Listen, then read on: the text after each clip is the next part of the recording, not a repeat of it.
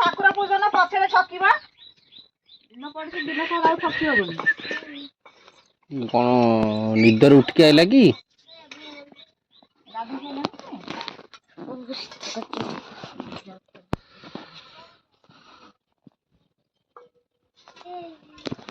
Hello ସାଙ୍ଗମାନେ, good morning.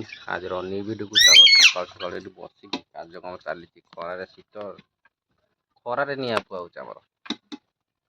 ମୋର ଖରାରେ ନିଆଁ ପୁଉଛି, ସେଠି ଆମର କାର୍ଯ୍ୟକ୍ରମ ଚାଲିଛି, ଆମର ରୋଷେଇବାସ।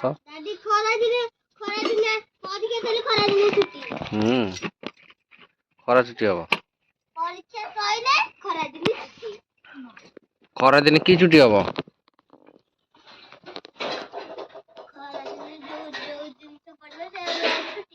ଖରା ଦିନେ ଖରା ଛୁଟି।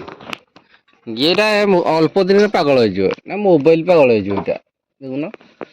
ଚଟକିନା ଧଇଲା ଆଇଲା ହାରି, ମୋବାଇଲ ପାଗଳ ହେଇଯିବ ଟା।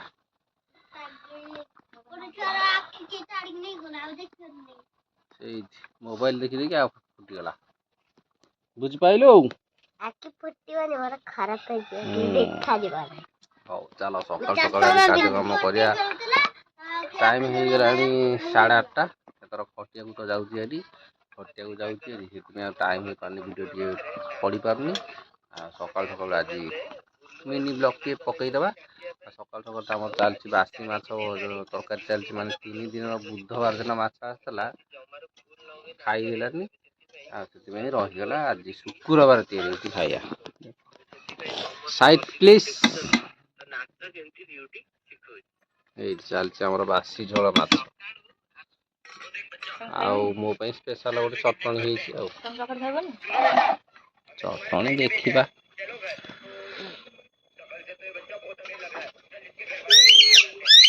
ରାଜା ତ ତାର ଖାଇ ପିଇକି ଖାଲି ବଇଛି ଆଉ।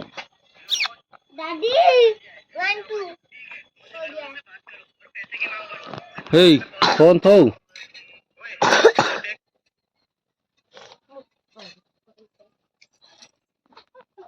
ଦେଖ ଏଇଟା ପାଗଳ ନୁହଁ ଆଉ କଣ, ଇଠେଇ ଦେଖୁଥିଲା ତାକୁ ଫୋନ ଥୋଇବା କଥା କହିଲାରୁ ସେ ସିଆଡେ ଚାଲିଗଲା। ଆ ମହା ପାଗଲ ଆଜି। ଦେଖ ଲିକୁନୁ ଗୋଟେ ପିଲାଟା ଦେଖୁନି ନା ନାଇଁ। ଭିତରେ ତ ନାଇଁ, ଦେଖିବ କଣ?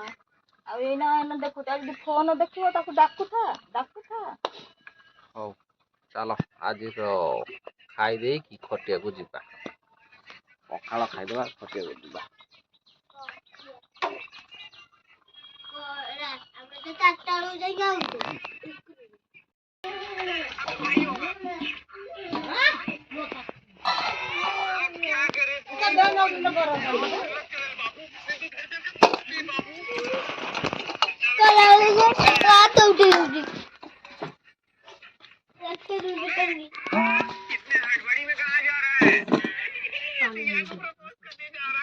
ଏଇଠି ଆମ ମାଛ ଦଳ ପୁରା ସକାଳୁ ସକାଳୁ ରେଡି। ଖାଇବାକୁ ମଣିଷ ବି ରେଡି। ଆଉ ଗୋଟେ ସ୍ପେଶାଲ ଚଟଣି ବି ରେଡି, ପଖାଳ ଭାତ ବି ରେଡି। ସବୁ ରେଡି ସକାଳୁ ସକାଳୁ ଆଉ।